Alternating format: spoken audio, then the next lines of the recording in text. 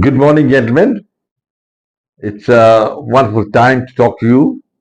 And I think I'll have a word about what's happening in Ukraine now. And Donald Trump is the man, King Arthur, I call him, who had a big round table and all the knights sat around it. And he reminds me of that man, King Arthur. So, all credit to Donald Trump. Just before he had been sworn in, he had always said that I will bring peace in Ukraine and I will stop the Ukraine war. It's an insensible war, and I agree with him. And it was hosted by Biden and party. And what was the aim, of course, is well known. And he wanted to mollycoddle it to China, make China the bigger power. He thought that he and even his earlier predecessors, Obama and Clinton, thought that, well, the best method is to placate China, destroy Russia. And they had good buddies in the European Union, which has an inherent hatred of the Russians. So they carried out this nefarious proposal of trying to get Ukraine as part of NATO and then try to break Russia into three or four countries so Russia could be finished forever. Trump doesn't believe in all this. And that is why when he was out of power, he had clearly said that this war in Ukraine must be stopped and Ukraine should not be made a member of NATO, which was actually the ultimate aim of the Americans and the Biden and party and Obama, and of course the British and the other French. You remember the French president once had gone and made a statement that come what may, Russia should not be allowed to win. At that time, these people had Biden in their pocket and they're going around like big tigers, that will destroy you, Russia and all that, giving weapons to Ukraine. Then Ukraine had a lackey, a man, a yes man who was saluting all these people, that is Zelensky. But they hadn't counted for the fact that the man who would come into power, Donald Trump, with fresh ideas. And now he's going to have a meeting with Putin in Saudi Arabia. And I think peace is on the anvil.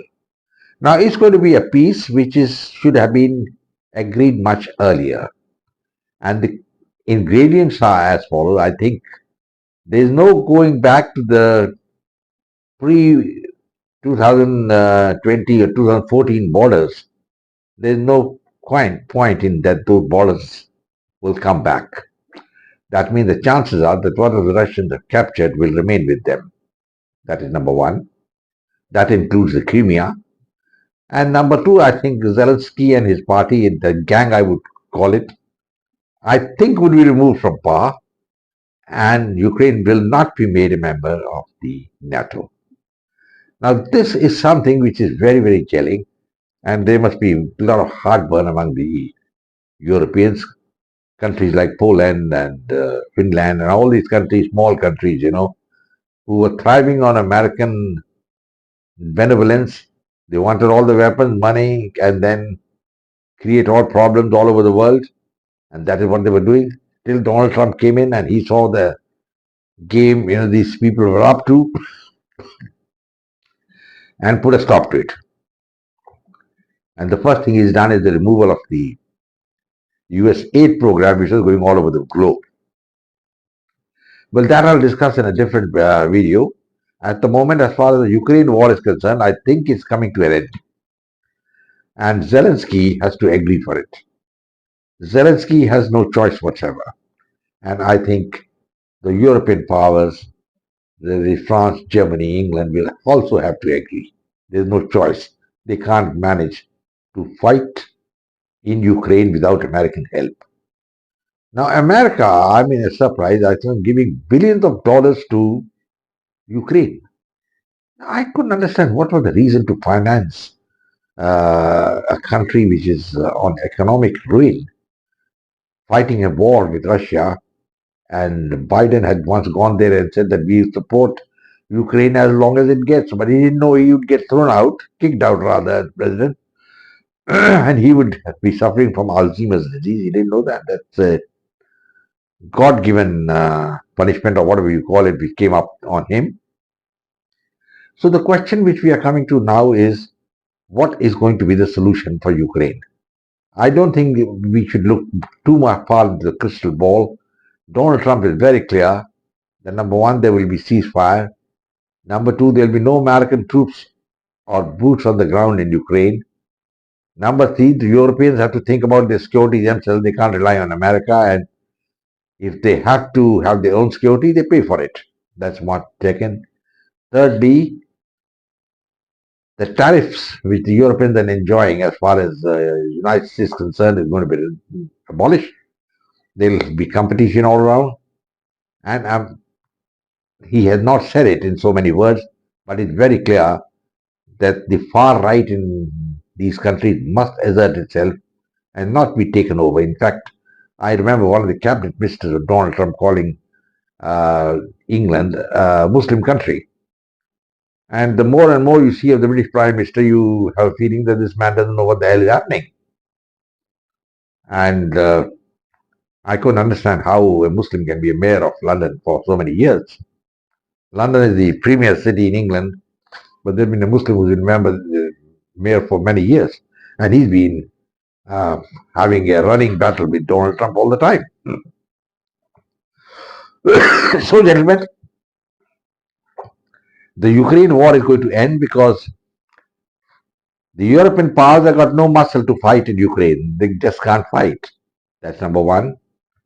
So they'll have to agree, fall in line. And Vladimir Putin, I think, is a very pragmatic man. He's also realized that it's about high time he stopped the war because it's having a deleterious effect on the Russian economy. There's no doubt about it. And there are no young men available for battle. After all, these days, the young men want to have a good time in life. You don't want to die on the battlefield in Ukraine. I think Putin, being shrewd, realized it, and he's almost going to agree for a ceasefire. But obviously, any layman will say that whatever territory the Russians have taken, they will be them, and there'll be a demarcated border. And I'm not certain what's going to happen to Ukraine. Ukraine did a great mistake by becoming a pawn of the Americans, and in the bargain, Zelensky has destroyed the country. I don't know how the Ukrainians should treat this man. You know, the Romanian dictator was executed after the fall of communism. And I don't know about Zelensky, what the Ukraine is going to do about him. But he stacked away a lot of money in the Leeward Islands, London, and other places. So he would be comfortable out of Ukraine as well. But let's accept one fact that he's been the biggest factor in the destruction of Ukraine.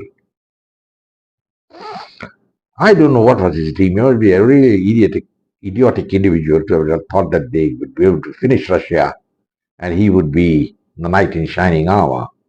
See, Obama is not going to be all the time there, and neither would Clinton and Joe Biden. I mean, these are the people who have really lowered American prestige, finished America totally, and spent billions of dollars on the war in Ukraine. And the money, I believe, has been given as a grant and not as a loan. And so nothing going to come back from Ukraine to them. Donald Trump also now tightened the tap. No money is flowing in there. And the Ukrainian army is hard pressed, losing city by city every day. And it is in the interest of Zelensky to have a ceasefire. But I think Zelensky's days are numbered. He won't be there for too long. And all credit to Donald Trump that he's been able to bring these things into force. He's put a halt to the Gaza war, brought a stop there, and his threats have worked. Hamas is playing ball now.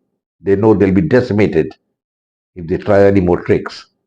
And as far as Ukraine is concerned, Zelensky is on his last legs. I mean, whether it's the British or the French, Germans, they must be thinking they're great guns, world power. They were there strutting around on the stage so long they're the American sport. But now the American sport is not there. They know that these people have got just legs of rubber. They can't stand anywhere. They can't even stand and face Russia on their own.